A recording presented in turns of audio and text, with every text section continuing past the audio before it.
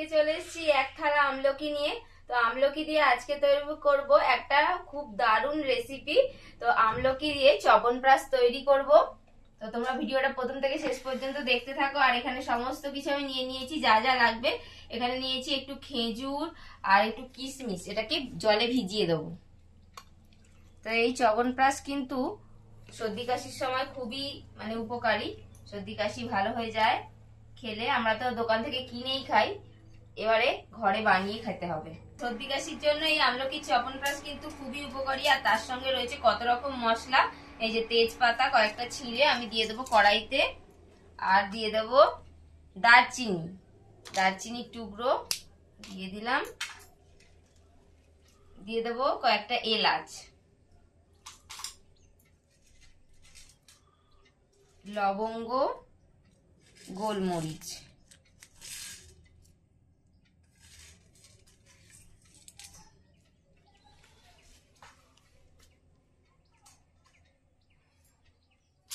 সাথে দিয়ে দেবো 1 চামচের মতো মৌরি। ব্যাস, আমাদের মশলা দেওয়া কমপ্লিট। এবার আমরা এটাকে একটুখানি আঁচ কম করে ভেজে নেব।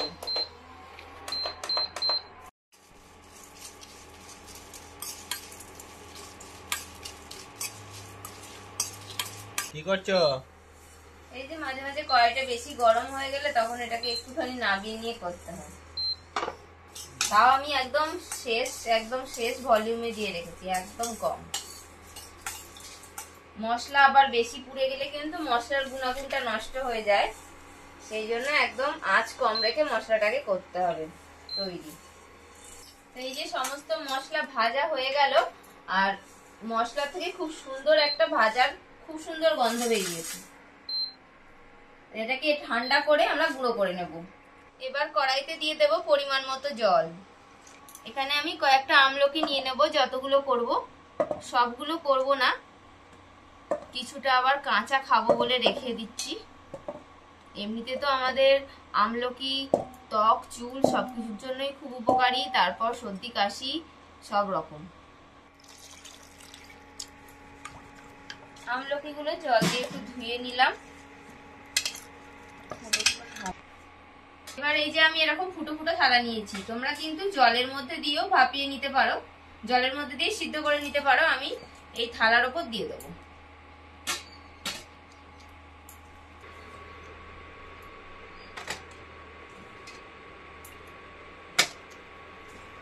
ঢাকনা দিয়ে দিলাম। এবার এটা স্টিম হয়ে যাবে।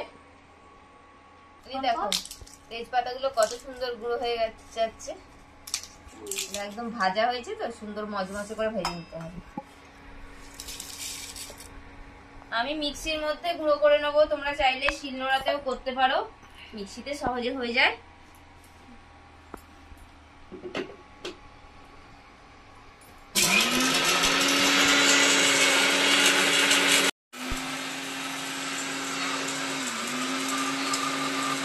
দেখো আমাদের মশলা গুঁড়ো করা হয়ে গেল, আর দারুণ সুন্দর গন্ধ বেরিয়েছে।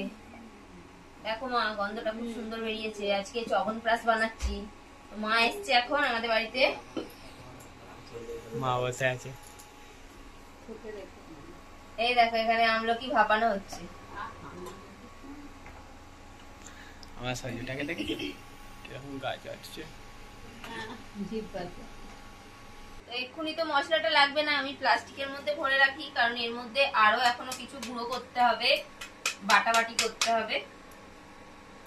এখানে কিছুটা আদা আমি ছাড়িয়ে কুচো করে নিয়েছি, দিয়ে দেবো মিক্সির মধ্যে। আর নিয়ে নিয়েছি কিছুটা তুলসী পাতা, 1 মুঠো মতো তুলসী পাতা নিয়ে নিয়েছি। এটা কালকে মায়েদের বাড়ি দিয়ে নিয়ে এলাম তুলে। আমাদের বাড়িতে সব গাছগুলো মরে গেছে, আর ব্লিচিং পাউডার গাছের মাথার উপর পড়েছে, গাছগুলো সব মরে গেছে।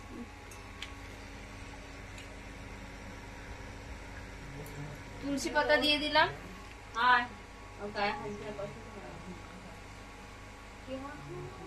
খেজুরগুলো ভিজে গেছে, ভালো করে ধোয়াও হয়ে গেছে পরিষ্কার করে। এবার খেজুরগুলো কেটে তার মধ্যে থেকে বীজটাকে বার করে নেব। দানাগুলো বার করে নিলেই হয়ে যাবে। দিয়ে দিলাম এর মধ্যে। কত রকম জিনিস দিতে হয়, তবেই টেস্টি হবে, তবেই চ্যবনপ্রাশ সুন্দর খেতে হবে। এবার ভিজিয়ে রাখা কিশমিশ গুলো দিয়ে দেবো। এবার সব একসাথে পেস্ট করে নেবো। বড়দিন ওইখানে আছে না?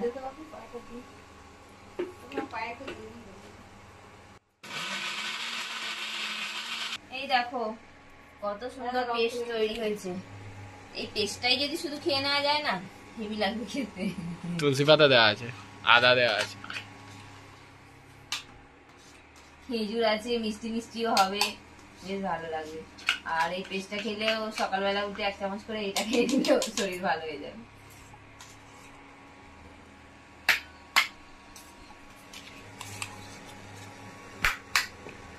দেখো এই এই মানে এই যে তুলসী পাতা আদার যে পেস্টটা করলাম, মাকে একটু দিই, আমি একটু খেলাম, ভালো লাগলো আমার খেতে। এবার মায়ের কেমন লাগবে জানি না। খেয়ে নাও। দেখেছো ভালো লাগছে? কি সুন্দর আদা তুলসী পাতা, আমার তো খুবই ভালো লাগছে খেতে। দেখো আমলকি গুলো সিদ্ধ হয়ে গেছে।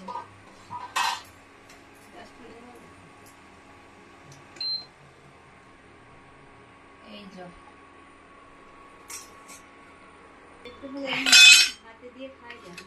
আমলকি ভাতে খায় তো, খেয়ে দেখো এক চিপ।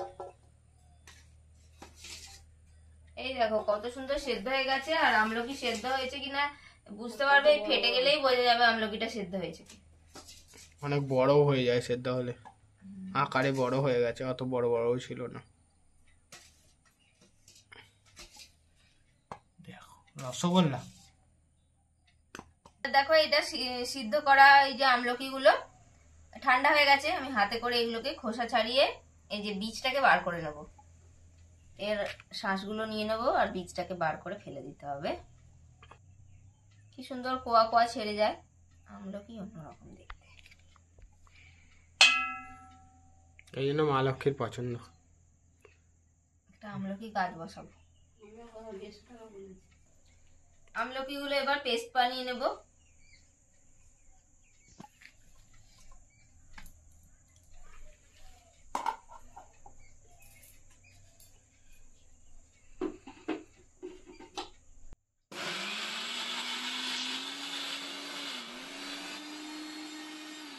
এই দেখো আমাদের পেস্ট বানানো হয়ে গেছে।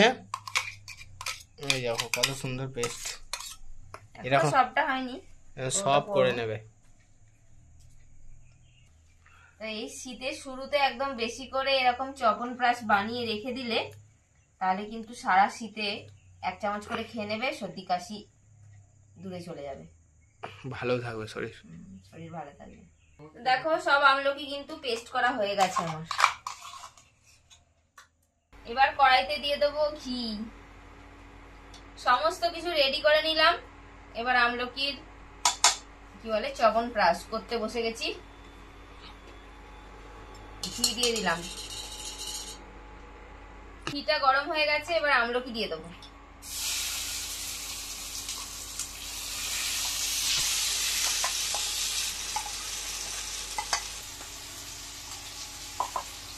আমলকিটা নাড়াচাড়া করে একটু ভাজবো।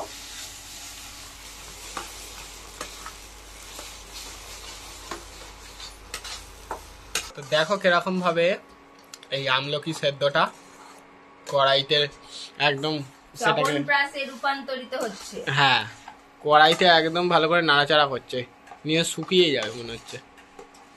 এখনো অনেক কিছু দেবে ওর মধ্যে। জলটা অনেকটাই কম হয়ে এসছে।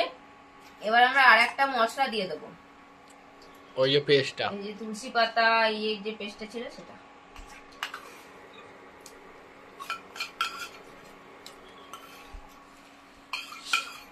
এবার এটা নাড়াচাড়া করে একটু ভাজবো।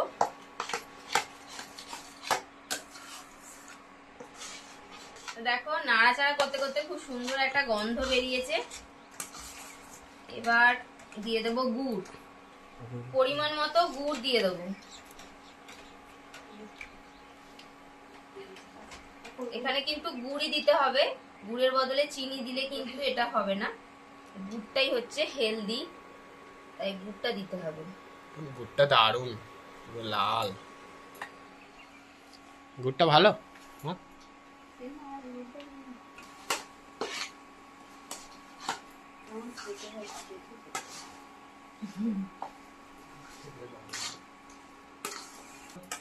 দেখো আমাদের চবনপ্রাশটা কি সুন্দর তৈরি করছে।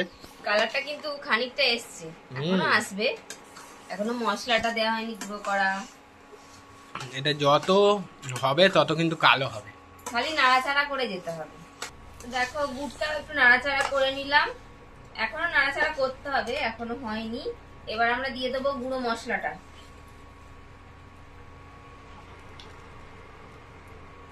মশলাটা 1.5 চামচ মতো দিয়ে দিই। হেভি গন্ধ হয়েছে মশলাটা। তো দেখো 1.5 চামচ মশলা দিল। নাও নাও নাড়াও।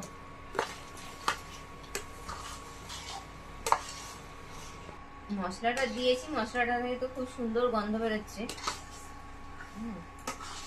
এখনো নাড়াচাড়া করতে হবে, আর একটু কালারটা কালচে মতন হবে।